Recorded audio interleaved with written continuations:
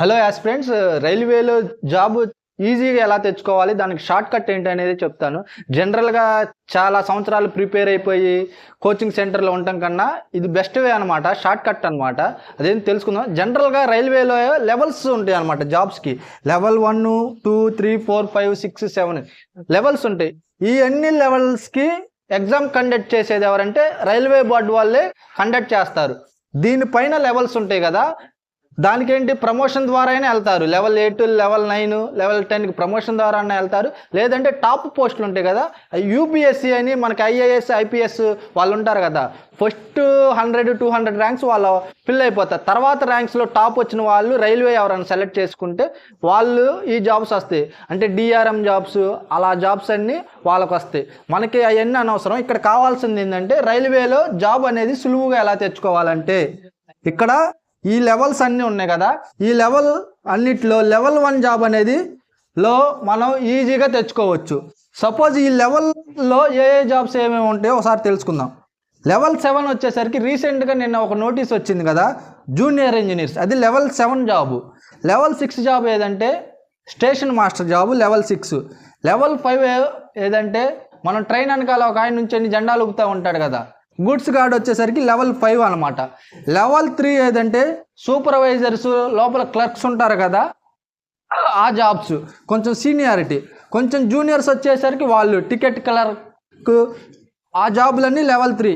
Level 2 job వచ్చేసరికి loco పైలట్లు, టెక్నీషియన్లు, వీళ్ళందరూ level 2 కింద వస్తారు. లెవెల్ 1 జాబ్ వచ్చేసరికి గ్రూప్ డిలో లెవెల్ 1 జాబ్స్ అంటే గేట్ మ్యాన్స్ కానీ, ట్రాక్ మ్యాన్ కానీ, పాయింట్స్ మ్యాన్ కానీ, హాస్పిటల్ అటెండెంట్, వర్క్షాప్లో పనిచేసే టెక్నీషియన్స్, హెల్పర్స్ అందరూ లెవెల్ 1లోకి వస్తారు. ఇక్కడ మనకి ఈ జాబులన్నిటికీ ఎగ్జామ్లో బాగా చదువుకొని మార్కులు తెచ్చుకోవాలి. కానీ లెవెల్ 1 జాబులకి ఒక ఈజియెస్ట్ వే ఉంది ఆ జాబులు ఈజీగా క్రాక్ చేయటానికి. దానికి ఏం చేయాలంటే మనం ఐటీఐ చేయాలి. ఐటీఐ చేసేసేసి మనం రైల్వేలో అప్రెంటిస్ చేయాలి. రైల్వేలో అప్రెంటిస్ చేస్తే సపోజు సుమారు ఒక 10,000 పోస్టులు పడ్డాయండి.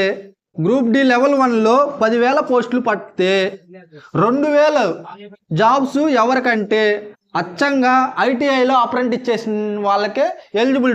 ఈ 2,000 పోస్టులకి ఎవరు ఎలిజిబుల్ అంటే ఓన్లీ రైల్వేలో అప్రెంటిస్ చేసిన వాళ్ళే ఎలిజిబుల్ అవుతారనమాట. ఈ అప్రెంటిస్ చేస్తేనే మీకు ఆ జాబ్ వచ్చింది.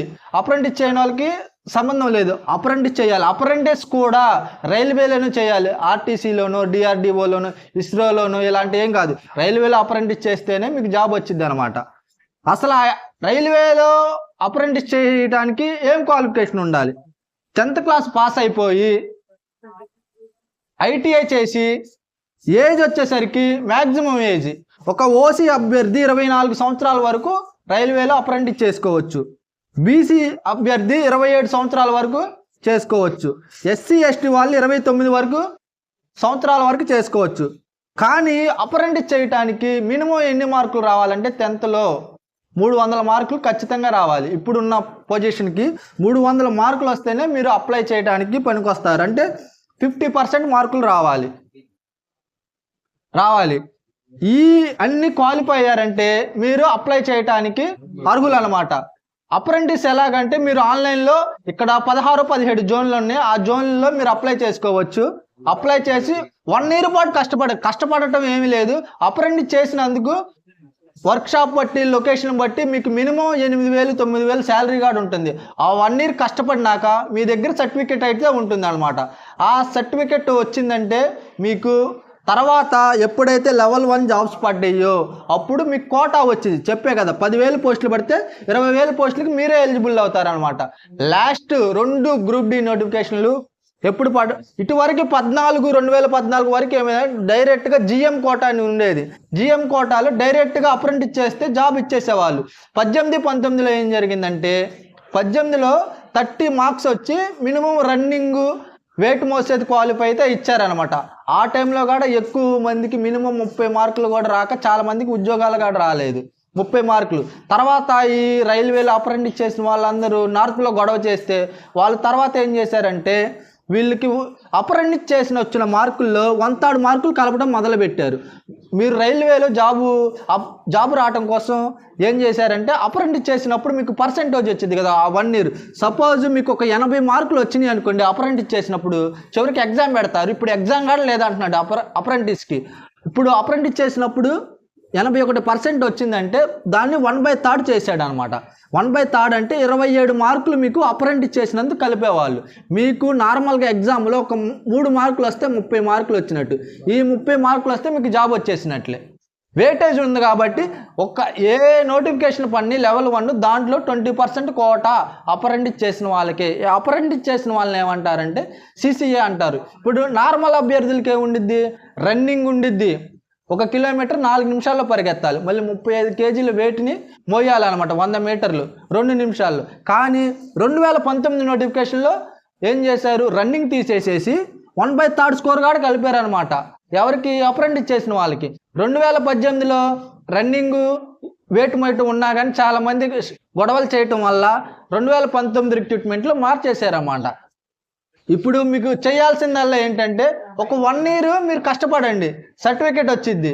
ఎవడైతే మినిమం 300 ఉంటే అందరూ అప్లై చేసుకోండి. అంటే సౌత్ సెంట్రల్లోనే కాదు, నార్త్లో పడతాయి, మనకి చెన్నైలో పడతాయి, బెంగళూరులో పడతాయి, ఎక్కడైనా అప్లై చేసేసుకోండి. మీకు ఈజీగా పని అయిపోయింది. ఎవరైనా కొంచెం ఏజ్ ఉన్న వాళ్ళు, ఇప్పుడు 24 వరకు అని చెప్పే కదా ఓసీ, ఎవరైనా డిగ్రీలు, ఇంటర్లు, బీటెక్లు చేసినా కానీ 1 ఇయర్ది సర్టిఫికెట్ ఉండిద్ది ఐటీఐలో.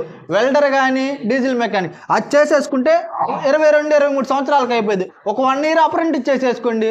ఇన్ కేసు మీ దగ్గర ఎవరి దగ్గర ఐటీఐ సర్టిఫికెట్ లేదంటే నాన్ రెగ్యులర్లో ఎవరికన్నా కావాలంటే ఐటీఐ సర్టిఫికెట్స్ కింద ఫోన్ నెంబర్ అయితే ఇస్తాను, కాల్ చేస్తే మీకు కాలేజీ రాకుండా సర్టిఫికెట్ అయితే ప్రొవైడ్ చేయడం జరిగిద్ది.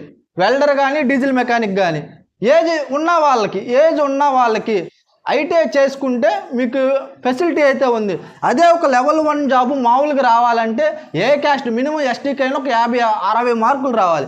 కాకపోతే ఇక్కడ ఏం జరుగుతుంది, ఇక్కడ మీకు మార్కులు యాడ్ అవుతున్నాయి. ప్రొసీజర్ మారిస్తే ఏం చేయలేం, కానీ ఇప్పుడున్న ప్రొసీజర్ వరకైతే లాస్ట్ రిక్రూట్మెంట్లో మీకు 1/3 స్కోరు కలిపేసి మీకు మిగతా స్కోరు మీకు ఎగ్జామ్లో ఎంత అంటే మినిమం 3-4-5 మార్కులు ఎవరైనా తెచ్చుకోగలరు. కాబట్టి మీరు ఐటీఐ సర్టిఫికేట్ కొనుక్కోండి. కమ్మగా రైల్వేలో అయితే అప్రెంటిస్ చేసుకోండి, ఈజీగా జాబ్ వచ్చింది. ఇప్పుడు రైల్వే మినిస్టర్ ఏం చెప్పారంటే ఎవ్రీ ఇయర్ నోటిఫికేషన్ ఇస్తామని కూడా చెప్పారు. కాబట్టి మీరు అప్రెంటిస్ చేసుకుంటే తర్వాత లెవెల్ 1 జాబ్కి వెళ్తే ప్రమోషన్ మీద లెవెల్ 2, లెవెల్ 3 ఓపెన్ డిగ్రీ కూడా చేసుకొని లెవెల్ 2కి లెవెల్ 3కి ప్రమోషన్ కూడా వెళ్ళిపోవచ్చు.